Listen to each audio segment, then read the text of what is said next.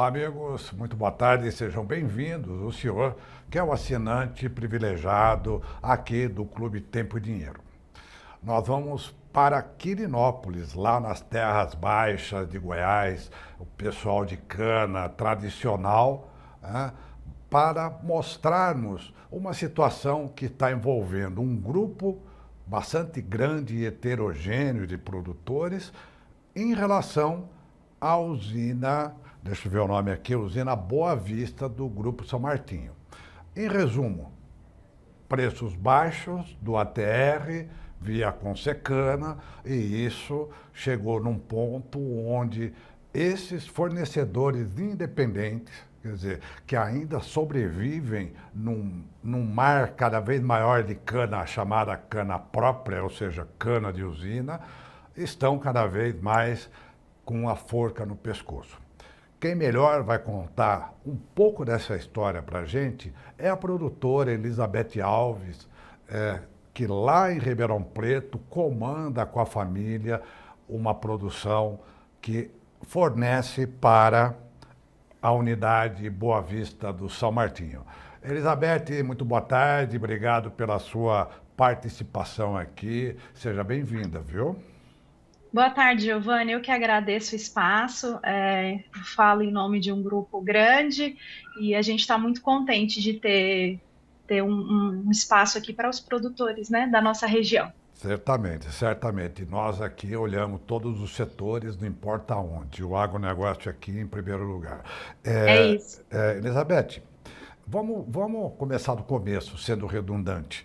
Quer dizer, essa situação, ela começou a ser gerada por conta do Consecana, que é sempre discutível, ou seja, principalmente quando o Consecana não tem um prêmio sobre o valor do ATR fixado a cada mês. Né? Agora, é o Consecana de São Paulo que está prevalecendo lá naquela unidade do sul de Goiás, Elizabeth? Sim, o Grupo São Martinho como um todo, né, adota o modelo Consecana e na unidade de Quirinópolis não é diferente, né?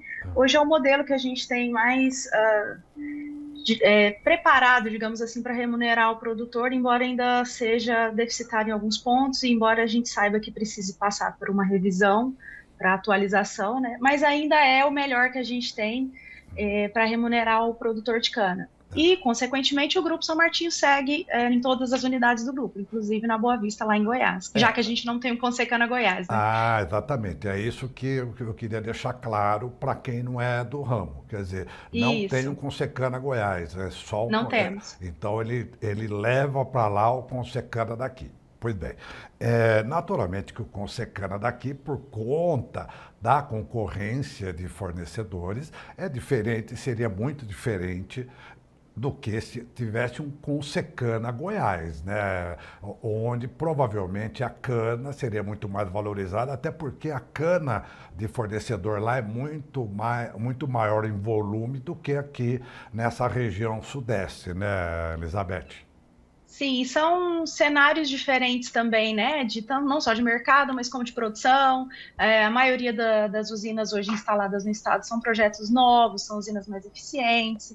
A gente está numa região de alta produtividade, então acaba que a gente também tem produtores eficientes também, né? Além das unidades Aham. industriais.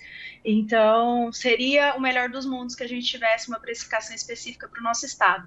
Mas isso acho por enquanto improvável, e a gente espera que o próprio Consecana São Paulo se revise aí e nos ajude. Perfeito. Então a gente chega nesse momento com qual situação do ATR, ou melhor, do preço pago 23, 24, já começando uma safra 24, 25. E isso já mobilizou quantos produtores aí na sua região lá de Goiás, Em Elizabeth? Quirinó. O que acontece, Giovanni? A gente sempre veio acompanhando a movimentação dos preços, obviamente, na safra 22-23. A gente já percebeu uma queda aí da participação do etanol e, consequentemente, no fechamento da safra da nossa unidade industrial que comercializa somente etanol. tá? É importante deixar claro. É isso, bem lembrado. A unidade Boa Vista é só etanol, ou seja, somente etanol. ela não precifica o ATR via mix, açúcar Exato. e etanol. Ela Exatamente. não considera o pacote fechado do O pacote Consecana São fechado. Paulo, Aham, né? Ela só exatamente. considera os produtos que ela comercializa. O que acontece é que é uma questão contratual do contrato do grupo, que a gente recebe o nosso adiantamento de safra com a cesta cheia, digamos assim, né? Com o Consecana São Paulo. Então a gente recebe por todos os produtos e o nosso acerto de safra é feito somente com os produtos da usina. Então, isso gera uma confusão entre os produtores, de entendimento de cálculo, enfim. E como a gente passou a ter esse problema de defasagem de preço do etanol para os fechamentos já na safra passada e agora na safra 23, 24, digamos que os produtores acordaram, né? Principalmente os produtores de parceria agrícola, que até então não estão tão ligados ao mercado quanto o fornecedor de cana, né, onde as ações indiretas também impactam no negócio. Para você ter uma ideia, Giovanni, hoje a gente protocolou há um mês mais ou menos na usina 105 cartas assinadas, né, então 105 áreas aí, que, mais ou menos uns 45 mil hectares, e desses 45 mil hectares, 78% é de parceria agrícola. Então, a gente está vendo um movimento inédito, talvez, aí, dos parceiros agrícolas, que geralmente é o fornecedor de cana que vai à frente, né, que briga, digamos assim, mais por essas questões. Então, surgiu esse movimento de forma orgânica, natural no município, assim, tem uma liderança dentro dos próprios produtores, não é? Aham. E isso está criando força, e por conta do final do acerto de safra que deveria ter sido pago agora nessa segunda, dia 15, está aumentando ainda mais. E eu acredito que a gente deva protocolar em um novo lote de cartas na usina em breve. Agora, esse acerto de safra foi direitinho, quer dizer, dentro dos trâmites e dentro Claro, daquilo que foi acordado com a São Martinho. A gente precisa deixar claro isso, que a São sim, Martinho não está incorrendo em nenhum processo, digamos, ilegal. O que se discute aqui é a metodologia de remuneração vis-à-vis a uma situação, primeiro, etanol com deprimido de preços, que só começou a melhorar agora sim, no último mês, praticamente já na entre-safra. Segundo, não remunera pelo pacote, ou seja, leva o Consecana de São Paulo para lá, mas não remunera o açúcar pelo açúcar, porque lá a São Martinho, na unidade de Quirinópolis, não trabalha com açúcar. Então eu imagino que fica uma confusão para você chegar num denominador comum, eu imagino que é complicado. E esse acerto de safra foi de quanto agora? Para a gente arredondar mais ou menos, Elizabeth. olha, o mix da usina teve uma defasagem aí de mais de 30% em relação ao Consecana São Paulo, né? E aí o preço por tonelada vai variar, obviamente, de cada contrato, mas é Aham, uma defasagem de 30% aí para a gente não entrar muito em detalhes de contas. aham. E isso traz um impacto grande por conta que a maioria dos produtores ali dependem, é a única fonte de renda, e dependem disso para renovar canavial, para manter canavial. Então, o que que acontece? É uma bola de neve, né, Giovanni? Acaba impactando também na qualidade da cana que vai ser entregue para essa safra, porque boa parte de nós aí não vai ter recurso próprio para investir no canavial e, consequentemente, investir na qualidade da cana. Uhum. Agora, Elizabeth, essa unidade da São Martinho, que aliás a São Martinho também já está com uma unidade de etanol de milho na região, né, também, né? Quer dizer, que Sim, é outro sim, fator de pressão para vocês, né? claro, Claro que não vamos aqui demonizar o etanol de milho, mas o etanol de jamais, é milho mercado. numa região onde o milho tem a vantagem de de entrar numa sequência de safra de soja, ele começa a ter um espaço que daqui a pouco vai pegar espaço da cana, provavelmente também, né, Elizabeth? O que que o nosso movimento entende, né? A opção da produção de etanol pela unidade industrial é uma opção do Grupo São Martinho, né? A gente produz cana, então a gente quer ser remunerado por todas as possibilidades de produtos que a cana tem hoje, né? Então essa é uma questão que a gente traz. A gente não pode pagar o ônus das opções estratégicas do grupo para a região, né? O etanol de milho é uma realidade, provavelmente explicaria aí essa defasagem de preços que a gente teve, né? A gente não viu um comportamento como a gente via antigamente do etanol na entre-safra, né, do etanol de cana. Então, o etanol de milho é uma realidade, a gente tem que encarar os fatos, estão investindo no setor, é um caminho sem volta. E a gente tem que se adaptar, e para isso, para que a nossa atividade seja viável, a gente precisa que as unidades industriais que remuneram só pelo etanol revejam aí a política de preços, porque hoje inviabiliza o nosso negócio e existe essa disparidade aí de relação contratual, né? Exatamente. Embora a gente saiba que tem toda uma questão de mercado por trás, eu quero deixar claro que a gente não é alienado em tudo que envolve em política pública, enfim, a gente está tentando se informar ao máximo da situação, porém, o que conta no final é a ponta do lápis e a conta não está fechando para os produtores de cana da região, inclusive os parceiros. E talvez pela chegada até mesmo do etanol de milho, aumenta de demanda aí pelo milho, a gente está começando a ter concorrência de áreas ali, né? Então, nossos produtores de cana estão começando a ser assediados por outras culturas aí. E aí a gente entra num outro problema de disponibilidade de matéria-prima para o grupo, né? Perfeito. Você falou em torno de mais ou menos 45 mil hectares, se nós juntássemos essas 105 cartas que correspondem a 105 áreas, mais ou menos, né? Pois bem, há uma estimativa do volume de entrega de todos os assinantes dessas cartas, mais ou menos, Elizabeth? Como eu te disse, o movimento ele foi muito orgânico, né? Então a gente está reestruturando tudo agora para organizar melhor esse tipo de informação. Mas se a gente colocar uma média de 100 hectares, de 100 toneladas por hectare, a gente já tem 4 milhões e meio de toneladas de cana, né? Isso jogando uma média superficial, porque boa parte disso aí é parceria e 25% mais ou menos fornecedor, e a gente sabe que o fornecedor é mais eficiente que a usina, né? Então, numa média aí de 100 toneladas por hectare, a gente estaria falando aí de 4 milhões e meio, e a gente está organizando tudo isso, obviamente, em breve a gente vai ter aí um raio-x ainda mais estratificado de quem são esses 105 produtores aí. Menos mal, né? Menos mal que nós estamos saindo de uma safra que foi uma safra boa, né? Do ponto de vista de produtividade. Produtividade tanto que recorde. vocês chegaram às canas de 3 dígitos, né? Exato, exato. E a gente está falando, Giovanni, do segundo maior produtor de cana do país, né? O município, Exatamente. brigando aí ano a ano pelo primeiro lugar. Então, é uma atividade relevante para o município. A gente entende que essa ausência de um acerto de safra remunerado vai causar um impacto social na região também, por conta da não entrada desse dinheiro aí no comércio, nas revendas. Então, tudo isso é uma bola de neve e eu acho que tudo tem sua vantagem, né?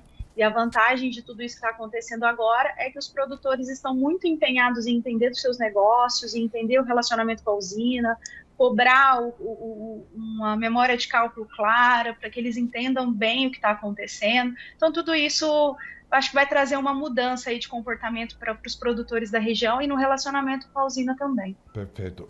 Essa unidade,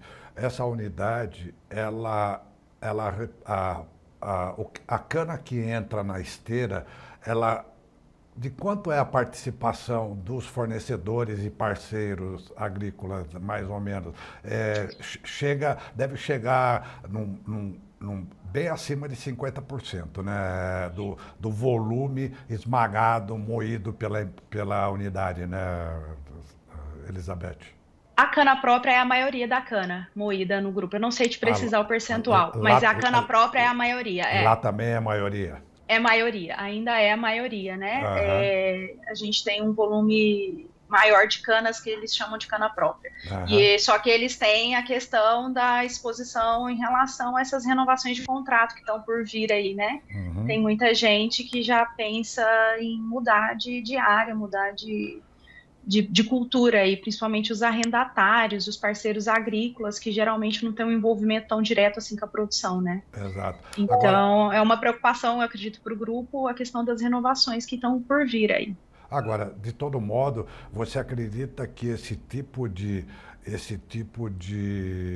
queda de braço que a usina provavelmente que sabe dos pleitos de vocês há um bom tempo, porque essa discussão ela não foi Antigo. oficializada com as cartas, mas isso é parte já de um processo de relacionamento, mas vocês acreditam que o fato de que essa unidade, como as demais do grupo, ela depende muito mais da cana própria, você acha que isso é um fator também que põe um certo limite na margem de negociação da São Martinho, ou Elizabeth? Das grandes discussões do Consecana, essa renovação, essa reestruturação do modelo, é justamente a diferenciação de cana própria com a cana de produtor, né? A gente sabe que existe essa questão, e é uma questão que pesa muito para os grupos, justamente por conta da cana própria ser a maioria, né? Mas a gente também entende que toda negociação é feita com uma margem, né? Eles têm uma margem de trabalho aí, até que ponto eles podem chegar numa negociação de parceria agrícola.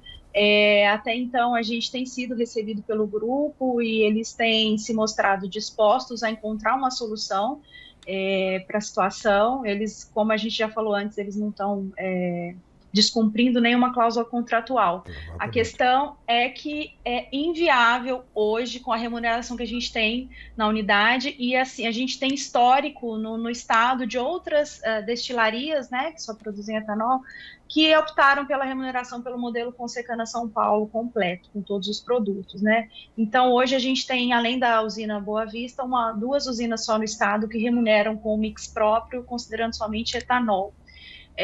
Então, a gente espera que eles analisem a questão, entendam esses outros cases que a gente teve no estado que deram certo, reestabeleceram uma relação vantajosa para ambas as partes, né, nas relações contratuais, remunerando da forma mais justa, talvez, que seria pelo Consecana São Paulo, considerando que a nossa matéria-prima entregue na esteira, ela pode ser usada para produzir qualquer um dos itens que compõem o Consecana São Paulo hoje. Exatamente. Lembrando, né, a geração de energia elétrica exportada para o Sim, sistema, né?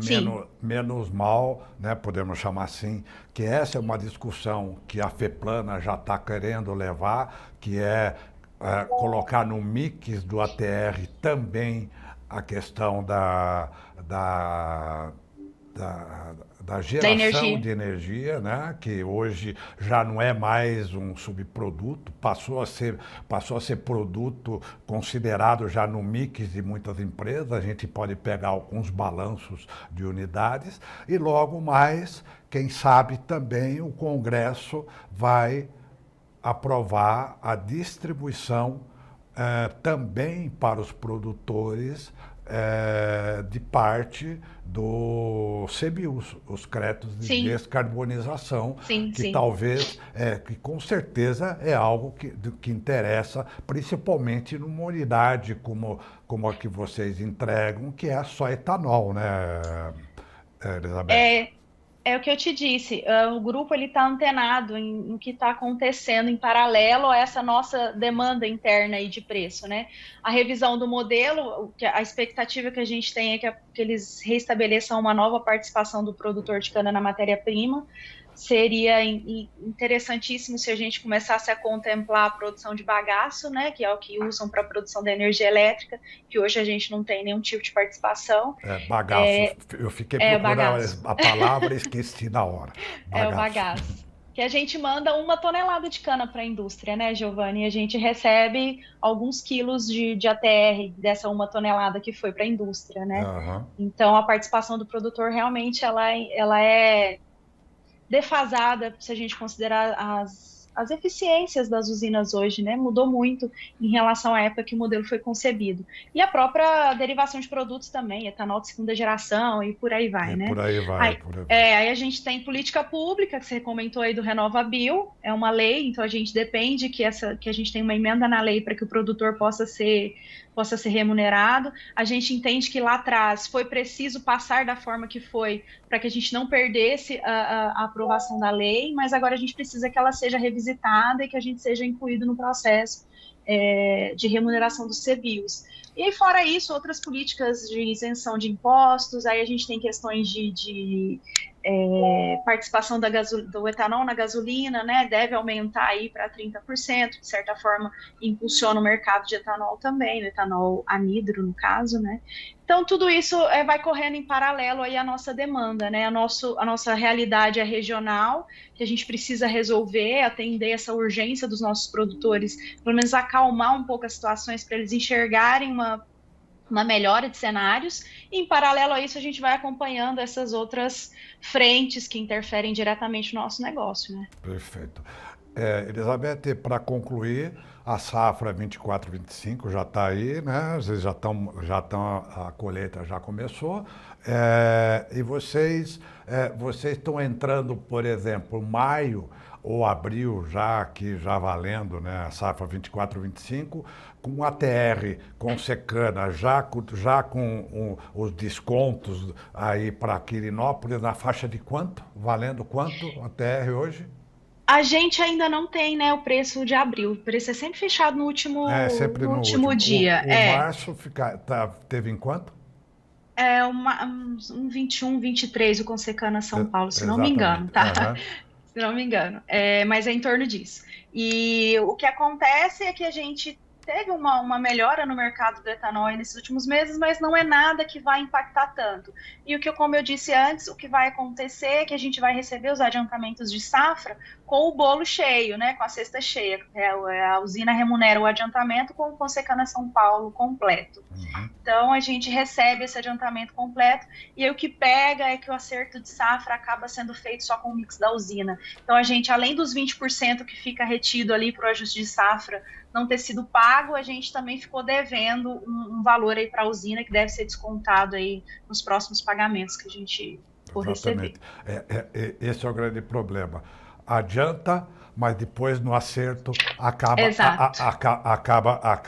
acaba devendo. E o que é complicado, que para o produtor entender essa dinâmica de pagamentos é complexo, né? A gente é quase com um trabalho didático de um por um ali para tentar fazer com que eles entendam essa dinâmica. E assim, a gente espera que a usina nos ajude com esse papel de educação do produtor mesmo em relação a todo o modelo, todas as questões contratuais que envolvem o modelo com secana, para que todo mundo entenda e não seja pego de surpresa, que foi o que aconteceu nessa safra, principalmente para os parceiros agrícolas. E nós temos certeza que é do interesse da São Martinho, porque a São Martinho é um grupo tradicional na região norte do estado, se expandiu, é um grupo que tem quase que você não ouve problema de litígios dentro da cadeia envolvendo São Martinho. Então, provavelmente, eles vão chegar num denominador comum, porque é aquilo que você disse no início. Ainda que a maior parte da cana que sobe a esteira daquela unidade é cana própria, eles precisam ainda dessa cana de Fornecedor. produtor, né, sob pena de que eles vão ter, em algum momento, só que trabalhar com etanol de cana, que não vai ser suficiente para dar conta da demanda, né, que tem, ou melhor, etanol de milho, que não vai ser suficiente para dar conta da demanda, porque se mais produtores deixarem a cana, né, então ele não vai ficar ruim para eles também. E milho é commodity, né, E Giovanni? milho é Hoje tá bom, commodity. amanhã pode não estar, né? Exatamente, E a cana exatamente. pode voltar a ser É, interessante, mais interessante, e aí eles podem esbarrar num problema aí de matéria-prima. É como a gente fala, né? Infelizmente a cana, você não tem como vender cana na esquina nem exportar cana crua, né? Quer dizer, Não, a cana acaba para um comprador só. Milho não, né? Milho é outra exato. história. Elizabeth, muito obrigado por sua participação, muito boas explicações. Vamos lembrar que os nossos telespectadores que está aberto esse espaço para o Grupo São Martinho também se manifestar, dando a sua posição, que é o interesse desse grupo também, do qual você faz parte, que o São Martinho também venha a público para poder gerar um debate mais oficializado, aspas minhas. Tá bom, Elizabeth? agradeço muito o espaço, todos os produtores da região agradecem. A gente realmente espera aí que o grupo entre nessa com a gente, porque o negócio é para os dois, né? Um não existe sem o outro, e a gente defende muito o diálogo, a conversa, e é isso que a gente espera. Do mesmo jeito que a gente está disponível para eles, a gente espera também ter lugar de fala junto a eles lá, para que a gente chegue numa solução. É isso que a gente quer, que seja Perfeito. sustentável a produção e que tudo fique bem na nossa região. Maravilha, Elizabeth. Obrigado. Boa sorte para você e nos mantenha informado, tá bom? Até uma próxima. Até a próxima, muito obrigada. Eu que agradeço. Tchau, tchau. Tchau. O resumo é que o produtor de cana lá de Quirinópolis não está sendo remunerado de acordo com as necessidades para poder suprir a sua necessidade de manter uma produção com alta tecnologia, boa produtividade, né? E a São Martinho, a unidade lá de Boa Vista, da região, é uma unidade que só trabalha com etanol, leva o Consecana daqui para remunerar o produtor de lá, mas não entra, o produtor de lá não ganha com um pacote paulista, né? Que tem o açúcar no meio, e tudo isso começa a gerar uma distorção aí para os produtores que já se manifestaram oficialmente em cartas envolvendo já uma soma de mais de 100 proprietários entre fornecedores e parceiros agrícolas. O Clube Tempo e Dinheiro fica com a sua entrevista exclusiva de hoje por aqui e amanhã, quarta-feira, estaremos de volta. Muito obrigado.